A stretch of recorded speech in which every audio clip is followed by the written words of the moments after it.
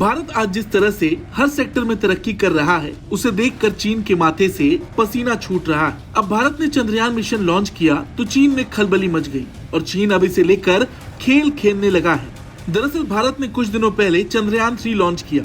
अब जाहिर सी बात है कि भारत की ये बड़ी सफलता है, जिसे देखकर चीन ने भी अपने चंद्रमा मिशन को तेज कर दिया और बता दिया कि डरपोक देश अपनी आदत नहीं बदल सकता।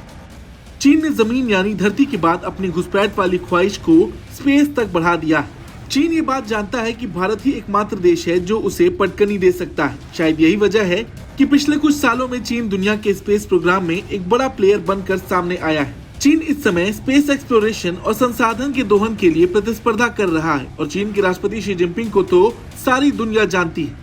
वो अब क्या कर रहे हैं ये भी जान लीजिए। जिनपिंग ने ये कह दिया है कि विशाल ब्रह्मांड का पता लगाना, अंतरिक्ष उद्योग का विकास करना और चीन को एक अंतरिक्ष शक्ति बनाना हमारा शाश्वत सपना है।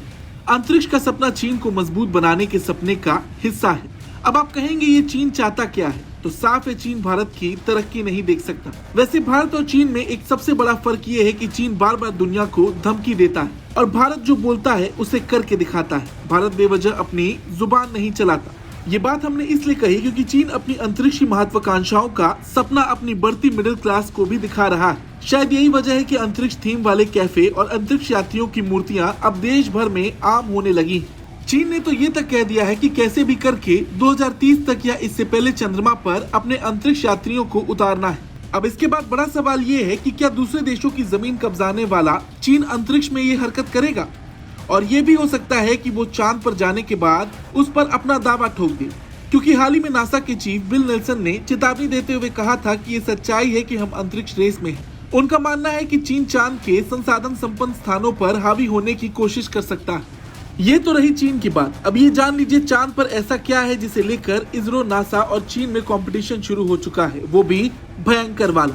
दरअसल चांद दुर्लभ खनिजों से भरा हुआ है। हीलियम 3 भी एक ऐसा ही आइसोटोप है जिसे लोग भविष्य की ऊर्जा मानते हैं। इसके अलावा चीन ने अपने चांग E5 मिशन के जरिए चंद्रमा के चट्टान के नमूनों में हीलियम 3 युक्त खनिज चेंज साइट Y की खोज की थी। चंद्रमा पर 10 लाख मीट्रिक टन से अधिक हीलियम 3 मौजूद हो सकता है।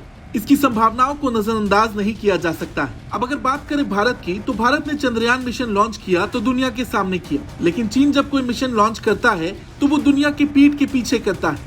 इससे पता चलता है कि चीन को इंसानियत की नहीं, खुद को पावरफुल बनाने की पड़ी है। अब इसका उदाहरण आपको बताते हैं।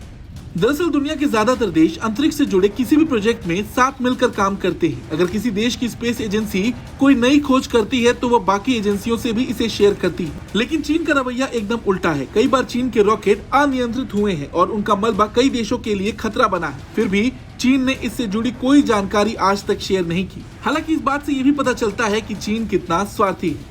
खैर, अब ये तो तय है कि दुनिया में जहां जहां चीन ने खेल कर अपना नंबर सबसे ऊपर किया है, वहां वहां भारत अपना डंका बजाएगा और चंद्रयान भारत का पहला दाव था। अब इसके आगे भारत चीन को अंतरिक्ष में भी पछाड़ेगा और दुनिया में इंसानियत की लौ जलाएगा। इस पूरे मुद्दे पर आपका क्या कहना है, कमेंट करके जरूर बताएं। ब्यूरो रिपोर्ट, भारत तक।